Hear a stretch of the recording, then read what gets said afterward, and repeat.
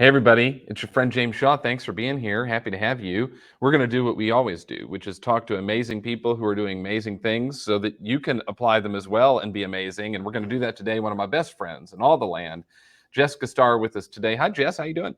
Hey, I'm good, James. How are you? I'm awesome. Thanks for being here. There might be a couple of people who don't know who you are. So could you just introduce yourself to us? Tell us a little bit about you and your business, and then we'll get started. I appreciate you. And yes, I'm Jess Starr. I am owner and operator of the Starr team here at Keller Williams Legacy Partners in Hartford, Connecticut. And we run I think about 13 member team and do about 200 homes a year and sell in Connecticut, Rhode Island, and parts of lower Massachusetts. And let's see, I am a single income house married to my high school sweetheart, live in the town we grew up in, and we're a family of six. So I don't know what else I could tell you. I also really love wealth building and investing and all Yeah. that kind of thing too. That's why Yeah. we're here. Yeah, as I say, you're passionate about building wealth, yours and the wealth of others. And Yes. that's what we're going to talk about today. The thing I'm really excited about is that here in about a week, you're going to do a free course for us called Design, Build, Live. It's September 27th, 1 o'clock Eastern. And everybody watching this can attend at no charge on Zoom with Jess. And to register, you go to wealth.jamesdshaw.com. Wealth.jamesdshaw.com. We're excited to partner with you on it.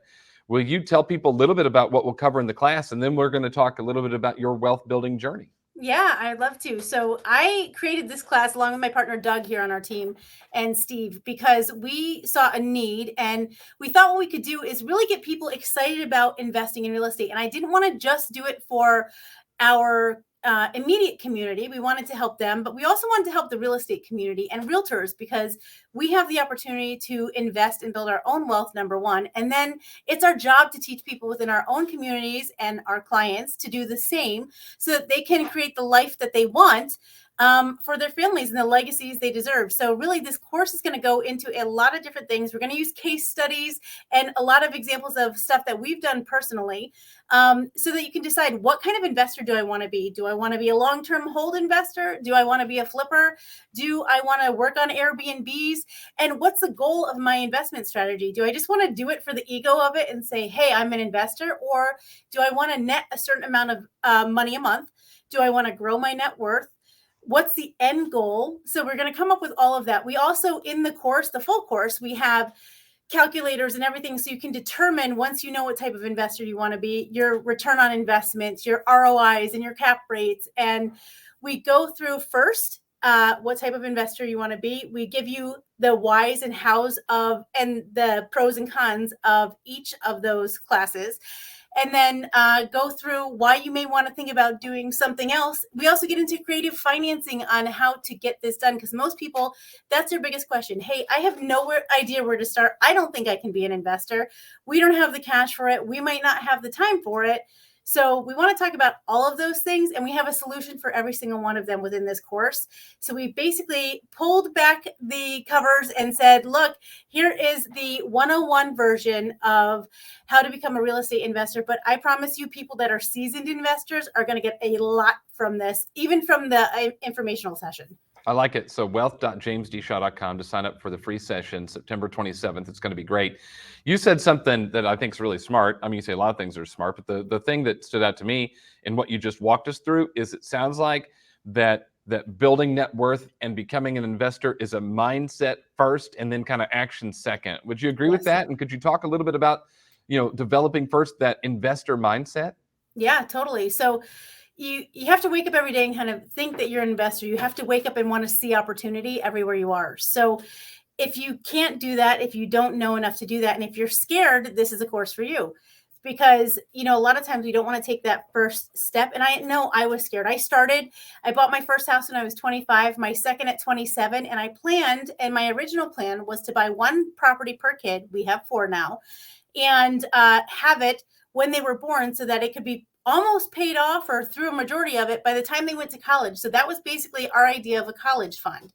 And because we didn't know, what money we would have or we would make when we were just starting out. But the thing was, I got scared, James, and I stopped investing for a long, long time. And then suddenly it actually happened to be 2020 where I just tore the bandage off and said, this is our year of yes, ironically enough, in the beginning of the year. And we started investing big time and we haven't stopped. So I think just feeling the fear and doing it anyway, but doing it with an educated mindset. And I think that's where people have the holdup, is that they are not educated on the process. They feel like they don't know enough. And I can tell you from the people we've had take this course already, they've gotten into action. They've invested in properties already. They have wanted to put their second and third properties under contract, and they're setting themselves up as businesses because of how we told them how to structure their entities. And we really gave a roadmap on, hey, not only are you investing, you're now another business. So with that, you have benefits. With that, you have other things that you need to do to make sure that you protect yourself. So we go through all of those details. If I had this class when I was 27 years old, I can only imagine how many properties we would actually own right now. Because I literally took everything that we ever made a mistake at and everything we learned, and we put it right into this course so that somebody can just take it and run. I like it. So the way that you can be like Jess is by not being like Jess, right? You're Yeah, going to teach exactly. teach us the mistakes you made along the journey, and then the changes that you've made that have helped you out tremendously. I know that part of this came from a conversation you had with your coach about, just your overall net worth, Yes. and you and John, your husband, really took a look at what your net worth was like. What are your thoughts around that? Because I think, again, a lot of people, they don't really know, they don't have any idea, they don't have goals around that. What would your advice be about goal setting around your net worth and how to look at it? So you don't know what you're worth. You don't know what you have until you take the time to sit down and do it with your significant other. Don't do it solo, because you'll be on two different playing fields if you do. And you literally write it down. And I remember it was May 2020. I actually just talked about this the other day with my coach.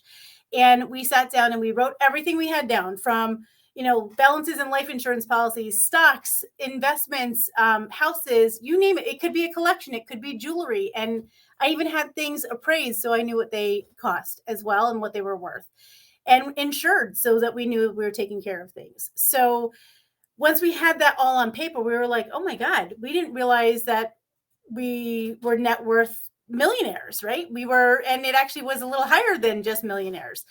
And the cool thing about that was we started tracking in May of 2020. And because of tracking, because I hadn't done that before, I hadn't known to do that, I got laser focused on it. And it was exciting. So every week for my coaching call, I would just update my net worth tracker. Sometimes it went down, sometimes it went up, but we were honest. We paid off credit cards or whatever we were doing. And it also made us look at our money differently. So we'd say, oh, well, we're paying almost $300 for, let's say, a cable bill and phone bill. Do we need that? Probably not. Let's renegotiate, or let's get that out. And then where can we put that money now? So we started looking at that net worth tracker. And then we also started really creating a budget. And most people don't know what their passive income number is. And do you know why, James? Why is that? They don't take the time to know what their actual budget is. So they don't know what number they're going to need monthly, because they don't even know what they're spending monthly, which is really frightening, but it's true. And most Americans don't even have $1,000 in a security and extra security account just in case something happens, in an emergency fund. So that was not something we chose to do. And we know with a family of 6 that $1,000 goes real fast. So that would not be Grocery enough bill for the Starr family. It's a meal, right? At that point, it was probably diapers. But so, and I looked at that first year I started doing the net worth tracker. Our net worth grew an obscene amount. And I was so grateful to my coach for holding me accountable to it, because I said it was something I wanted to do. I didn't want to do it for ego. I wanted to do it with the end game of, I might not want to work until I'm 60. I might want to work until I'm 45. Yeah. Right. And I'm 43 right now. And that might be an opportunity that we have. Yep. And how awesome, like, that I could choose if I wanted to not work because of the moves that we made. And I choose to work because I love it. But the day I don't have to. Mm-hmm. So that's kind of amazing. I like it. I think the thing that stands out to me is the bold law, what you focus on expands. You changed your focus, and it allowed you to make different decisions. Right. And I also hear that it's not too late. That yes. Do you wish you had a DeLorean and could have gone back into your early 20s and made different decisions? I think we all wish that we could have gone back into our early 20s and made different decisions. But you and I are both in our 40s, and your husband's much older than that. And I hope he sees it. And I'm just playing. But we're both in our 40s, and yet it's not too late to make decisions. So what advice would you give to that person that goes, I don't know. It seems like a lot. I don't even think I have time to tackle it. What would you say to that person? I would look at them and say, you don't have time not to. God forbid you were ever unable to do the job you're doing today, let's say selling real estate, right? Do you have a backup plan so that you have income coming in? Most people don't. And most people don't with their normal W 2 job either, right? So you have the opportunity right now to build wealth. And here's the thing, you could be making income every month from that property.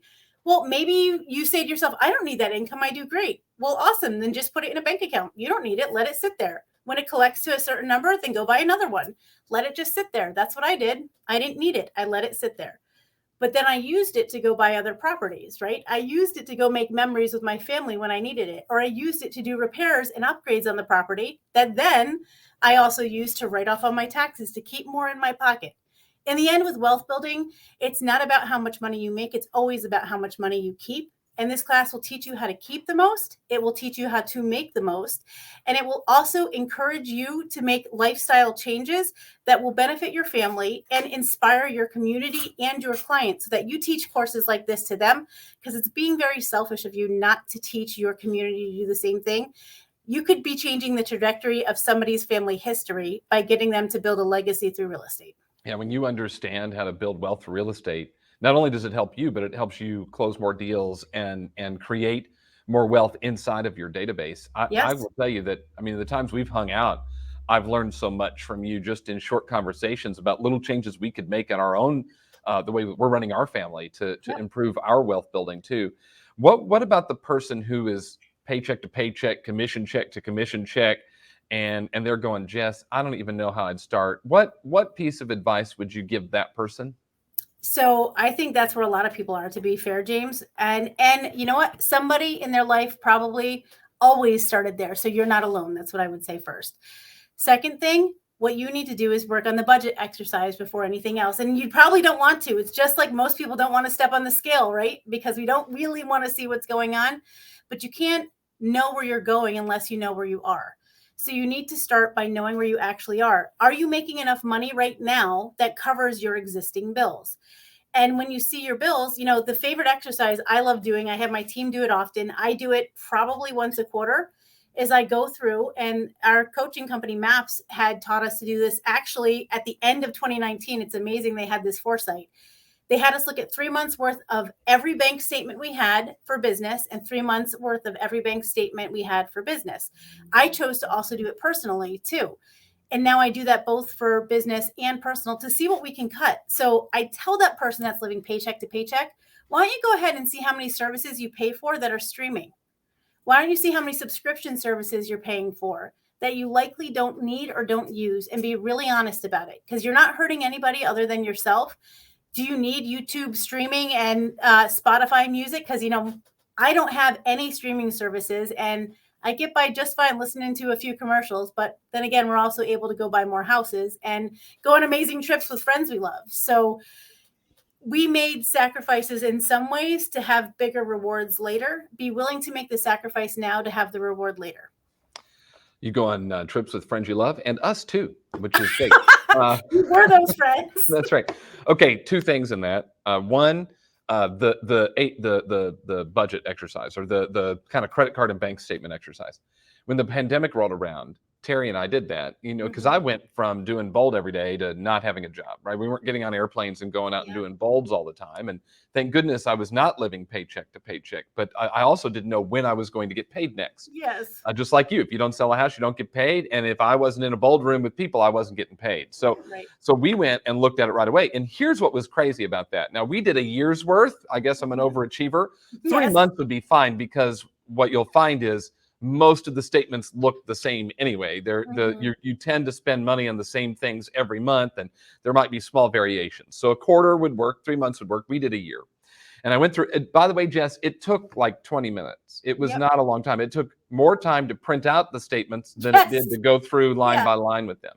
And you use Which, a highlighter or a colored pen. Visually, for a lot of people, it's yeah, a lot easier doing red and green or yep. yellow. That's what we did. And I put an A, B, C, or D next to each one. A Mhm. meant it was mandatory, like our mortgage payment or health insurance payments. B meant in my personal world, it was something, could I renegotiate it? And Yes. in business, I wanted to measure my return. So was I getting the return I'd want to get on it?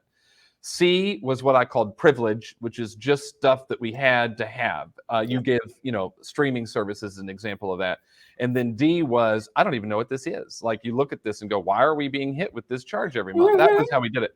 When we went through and did this, Jessica, we dropped $2,300 a month in Yes. expenses between business and personal. I Mine was remember even one of them higher, was, James. It was what's bad, that? and mine was even higher, and Yeah. I thought I ran lean. Oh, no kidding. Same here. And I look at it now. Now, at the time, we didn't go and invest that because I didn't know what my job situation was going to be. So I said, I'm going to keep that $2,300 Yeah. a month as a buffer.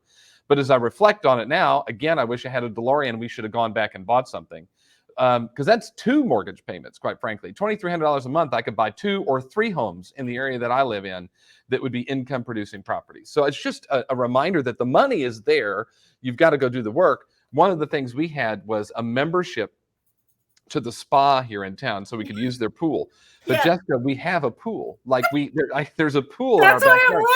laughing. Yeah, but I was paying $99 a month to be able to use their pool. And when we go to their pool, then what do? You buy, Eat. chicken fingers and Yeah. margaritas and the whole deal. It was ridiculous. And so that was one of the things we canceled that, we don't miss. I think though the reminder is you do this in steps Yes. and to go through and first look at what you're spending. And I know Gary teaches us, really cut down the personal, get rid of the excess and the waste and the personal side, and then go to the business. We don't Yep. necessarily cut in the business first because the business is what funds the personal, Right. and then leverage that savings, right, to go start to build your wealth. It's great Yeah. stuff.